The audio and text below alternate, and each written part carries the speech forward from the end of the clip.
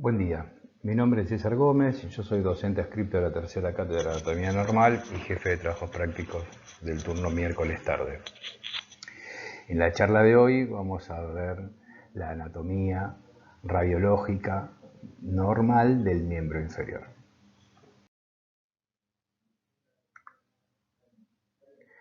Lo primero que vamos a ver es una proyección de la pelvis que se llama proyección panorámica de pelvis. En esta radiografía que se toma en esta posición con el paciente en decúbito dorsal y el rayo en forma perpendicular a la pelvis, vamos a observar cómo está constituida esta pelvis y qué huesos lo constituyen. Por un lado, vamos a ver que hay dos huesos que se llaman coxales, que son simétricos, ¿sí? Y un hueso que es el sacro, que va a estar cerrando este anillo por detrás. El coxal está formado por tres huesos, por la fusión de tres huesos: el hueso ilíaco, el hueso el isquiático y el pubis. Vamos a ir viendo imágenes en el transcurso de esta charla que nos van a poder o nos van a permitir ver estructuras en este hueso tan complejo desde el punto de vista tridimensional. Por un lado, vamos a reconocer la cresta ilíaca, ¿sí? Como mencioné previamente, el sacro, con las articulaciones sacroilíacas hacia ambos lados, el isquion, con su tuberosidad isquiática, el pubis, que va a articular con el pubis contralateral en la sínfisis, y vamos a poder ir viendo diferentes estructuras en estas proyecciones que yo les mencionaba. Por ejemplo, podemos reconocer aquí la espina ilíaca anterosuperior y la espina ilíaca anteroinferior. Entre ambas, la escotadura innominada. Podemos reconocer parcialmente el foramen obturador o agujero obturador, las ramas iliopubiana y la rama isquiopubiana. Por otra parte, reconocemos la cavidad de estos acetábulos para articular, la cavidad de los coxales para articular con la cabeza femoral, que es el acetábulo. Reconocemos por parte del fémur la cabeza del fémur, el cuello, el trocánter mayor y el trocánter menor. Esta es otra proyección de la pelvis que nos va a permitir ver otras estructuras o las mismas estructuras desde otro punto de vista. A esta proyección se llama proyección de entrada o inlet, ¿sí? Que nos permite ver bien las articulaciones sacroilíacas hacia ambos lados y todo el anillo superior de la pelvis. Como ustedes pueden ver, no vemos correctamente los forámenes obturadores, vemos parcialmente la sínfisis del pubis. En definitiva, existen o disponemos de varias proyecciones para poder ver alguna estructura en particular. Lo que estamos viendo aquí es una proyección de salida, ¿sí? O outlet. Como pueden ver, en este caso sí se ve bien el agujero obturador, se ve muy bien la sínfisis del pubis, se ve todo el cuerpo del sacro con los forámenes sacros hacia los lados, y seguimos viendo estructuras del fémur más o menos como en las proyecciones previas. Estas son dos imágenes que vamos a ver, esta y la próxima, que tienen por objetivo ver un coxal solo, ¿sí? De esta manera podremos ver estructuras que se veían superpuestas en las proyecciones anteriores. A esta proyección se llama proyección oblicua alar, ¿sí? Y se toma en esta posición el paciente en 45 grados y nosotros queremos ver en este caso la hemipelvis derecha, la hemipelvis izquierda está elevada y el rayo va a incidir sobre la que está apoyada sobre la mesa. ¿Qué estructuras vamos a poder reconocer? Como pueden ver, toda el ala ilíaca, ¿sí? Con su fosa ilíaca y la cresta. Vamos a poder reconocer bien las espinas ilíacas anterosuperior y anteroinferior con la escotadura que mencionamos antes. Vemos muy bien, es la mejor proyección para ver esta espina, que es la espina isquiática o espina ciática, que formaba dos forámenes junto a ligamentos, por supuesto, el foramen mayor y menor, foramen isquiático mayor, foramen isquiático menor, o foramen ciático mayor y foramen ciático menor.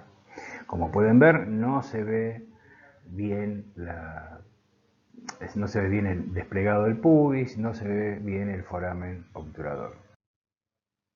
En cambio, en esta proyección, en donde ahora el rayo incide sobre la hemipelvis que está elevada, se llama proyección obturatriz, nos permite ver bien desplegado el agujero obturador, vemos bien el cuerpo del pubis, sus ramas iliopúbica e isquiopúbica, no vemos correctamente la ala ilíaca, por supuesto, y sí vemos el acetábulo bien desplegado. Muy bien, esta imagen es una radiografía de frente de una cadera, de una articulación coxofemoral, en donde vamos a reconocer los siguientes elementos. Por un lado, una de las carillas articulares, el acetábulo, ¿sí? Y por otro lado, la cabeza femoral.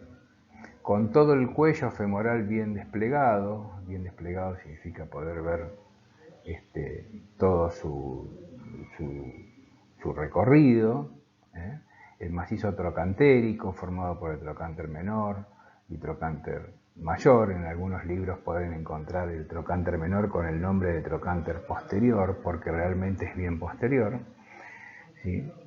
Y si prestan atención en las radiografías van a poder ver el trabeculado óseo del tercio proximal del fémur, ¿sí? Y su condensación en esta parte, ven que es más clara, más blanca, que se llama calcara avis.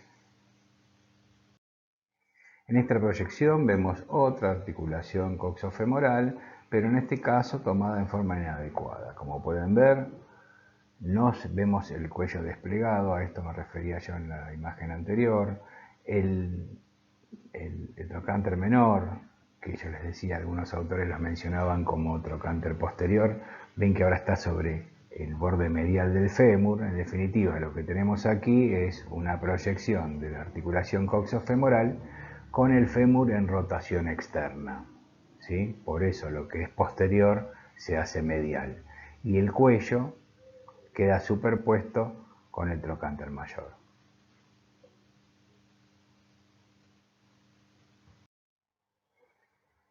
Muy bien, esta imagen que tenemos aquí es una imagen en donde vamos a poder ver un perfil, ¿sí? Pero solo del tercio proximal del fémur.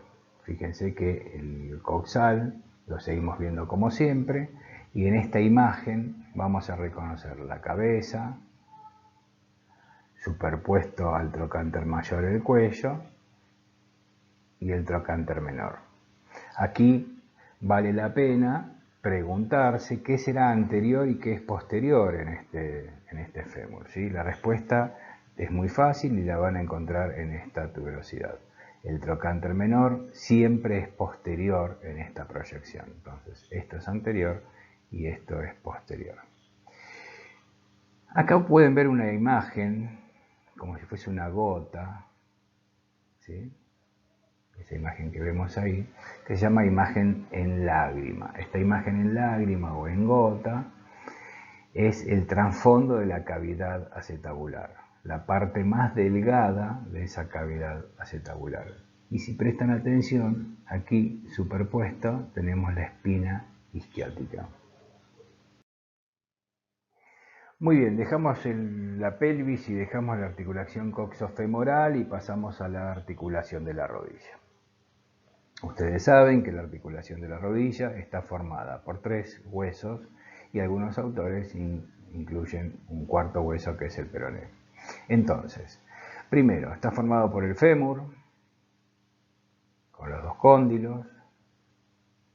Está formada por la tibia, con los 2 cóndilos tibiales, mesetas o platillos tibiales, ¿sí? Y un hueso sesamoideo que está superpuesto aquí, que es la rótula o patela. Para aquellos autores que incluyen el peroné, este es el peroné entonces, la cabeza del peroné.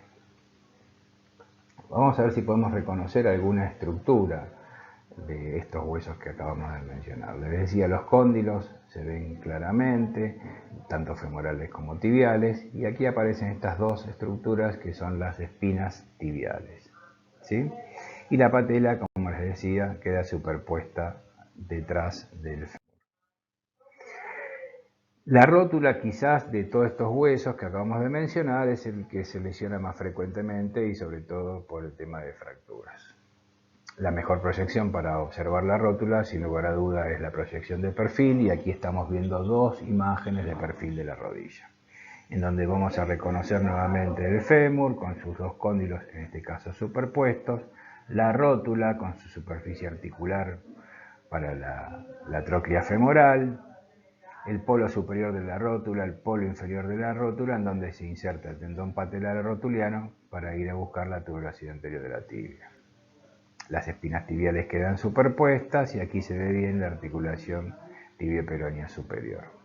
Les decía, la patela o rótula es el hueso sesamoideo más grande del cuerpo. En segundo lugar, en consideración al tamaño, es este pequeño huesito que vemos aquí, que es otro sesamoideo que no está en toda la población. En este paciente, este sujeto no lo tiene y este sí. Este hueso se llama vénula y crece en el espesor del gastrocnemio externo. Existen otras posibilidades para obtener alguna radiografía simple y poder observar alguna estructura que pueda pasar desapercibida. Esta proyección, que se toma de esta manera, se llama proyección intercondilia y nos va a permitir ver el espacio que se encuentra entre ambos cóndilos, el cóndilo medial y el cóndilo lateral. ¿Sí? Ahí se ve bien la proyección intercondilia o proyección de esquiador. ¿Por qué? Porque se toma con la rodilla en flexión, entonces se puede ver bien ese espacio intercondilio. Otra proyección, como la que tenemos aquí, es la axial de rótula. Acá a la derecha tenemos cómo se toma esta radiografía, el chasis va apoyado sobre el muslo, el rayo ingresa paralelo al eje mayor de la rótula y entonces vamos a obtener una imagen similar a esta, en donde vamos a ver los dos cóndilos femorales, ¿sí?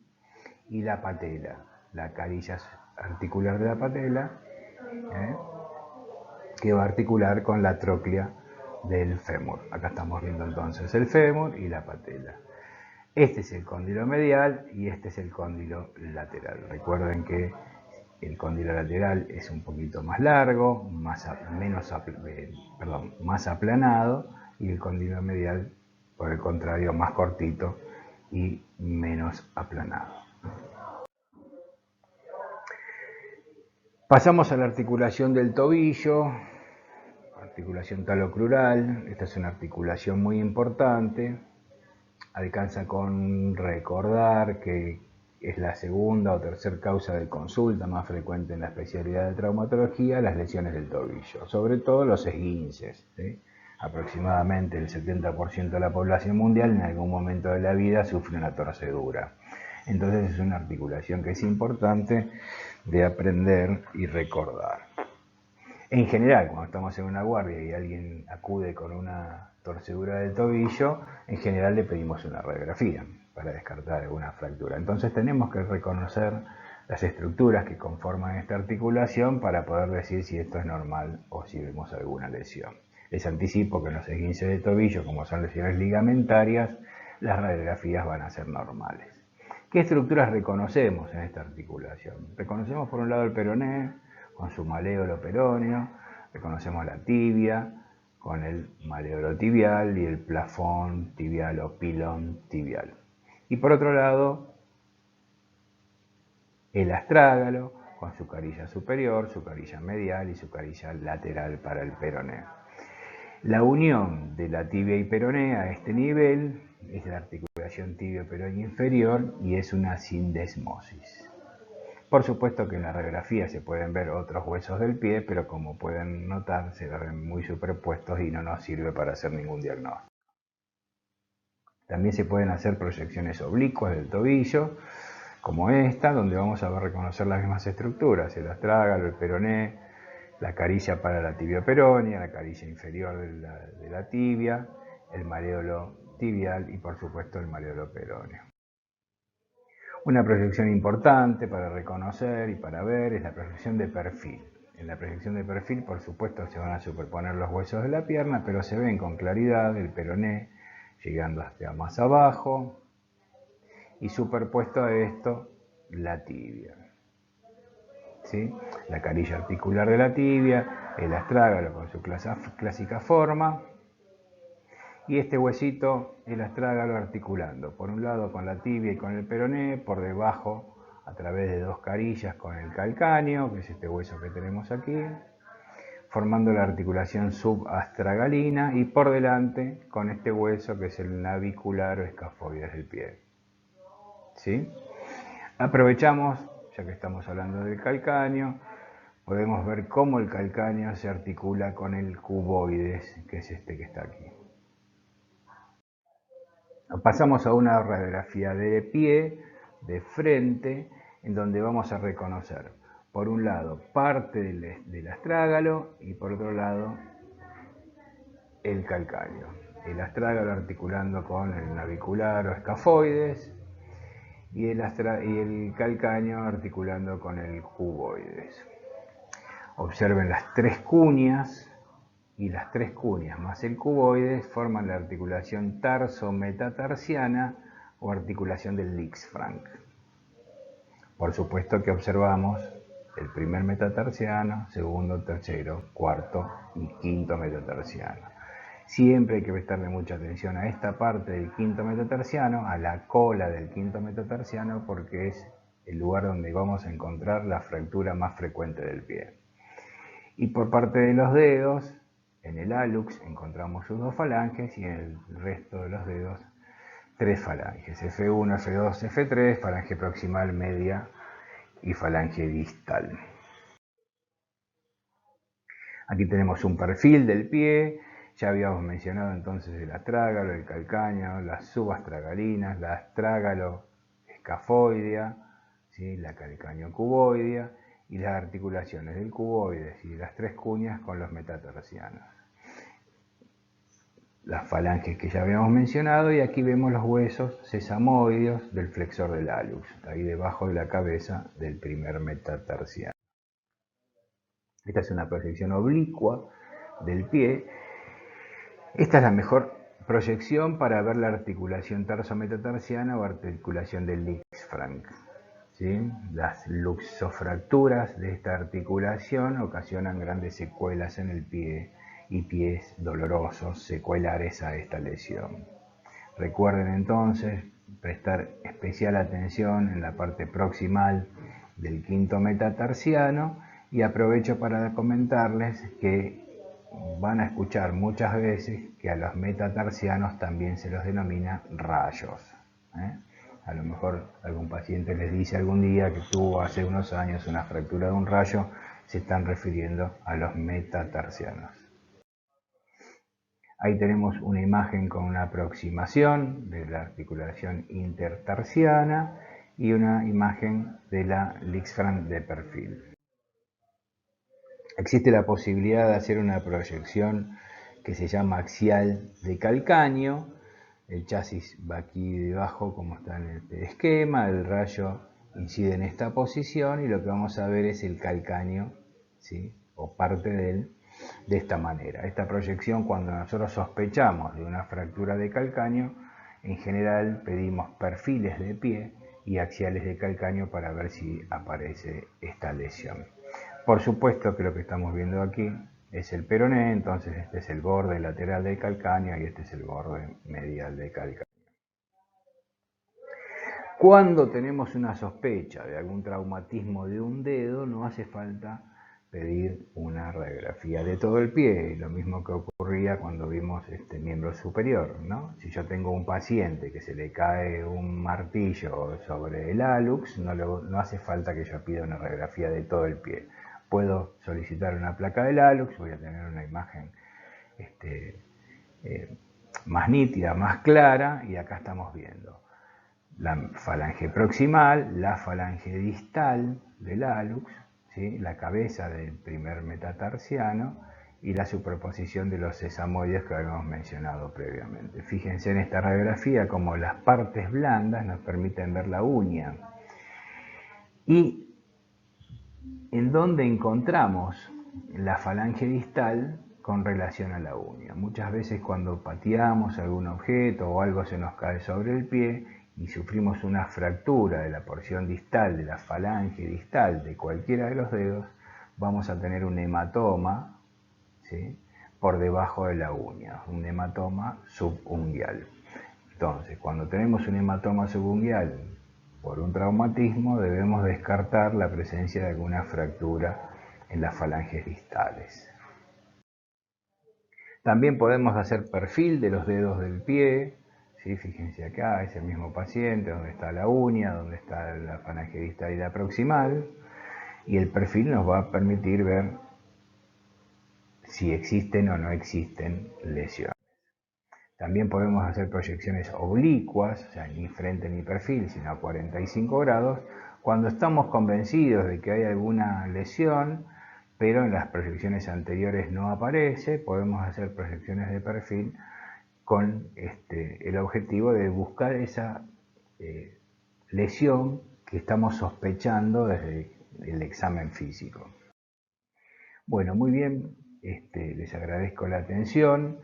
Les recuerdo que yo soy el jefe de trabajos prácticos de los miércoles tarde y cualquier duda, aclaración que necesiten, quedo a disposición de ustedes, me buscan por la cátedra. Muchas gracias y que tengan buen día.